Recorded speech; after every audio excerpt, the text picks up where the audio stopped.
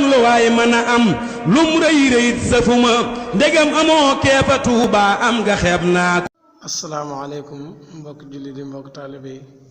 ñoo ngi leen di nuyuwaat te di leen ziar te di leen jaajëfal.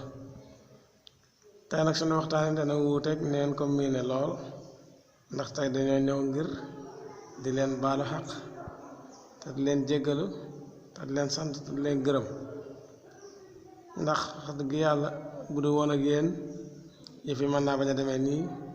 depuis ba koor gi tàmbalee ba léegi yéen a ngi topp dañuy seetaan ñu siifur.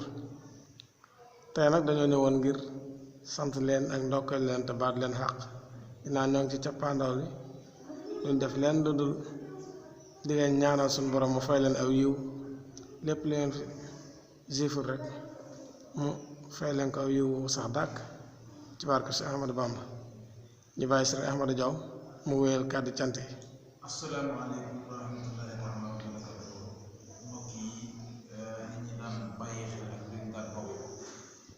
comme niñ leen daan gërëm yi rek ci bis ya woyoon ci koor gi ñu noonu la ñuy continuer ngir jeexal bis yi ci koor gi di leen gërëm bu baax a baax a baax di leen sant bu baax a baax a baax a baax ak di leen ñaan bu baax a baax a baax a baax ci topp gi ànd gi bàyyi xel bi ndax kat yaakaar naa bul woon chiffre yi yooyu yaakaar naa comme wax jëm ko ñam ndax kuy wax ku ne yaakaar naa la ëpp ca la ngay wax ñi ngay waxal mooy tax nga gën a am ak farlu nga gën cee gën kaa bëgg daal yaakaar naa bu la kenn déglu bu la kenn chiffre kon la ngay wax du am solo kon ñu ngi leen jaajëfal bu baax a baax a baax a baax ci topp gi ngeen ñu toppoon bañ àgg ci cappaandaw bi ñuy ñaan suñu borom mi nga xam ne moom lañ doon jëfal di ko liggéeyal suñu Tuubaa yàlla na ko suñu borom nangu lépp rek ñu def ko addee suñu Tuubaa ndax suñu Tuubaa rek lépp ci doon liggéeyal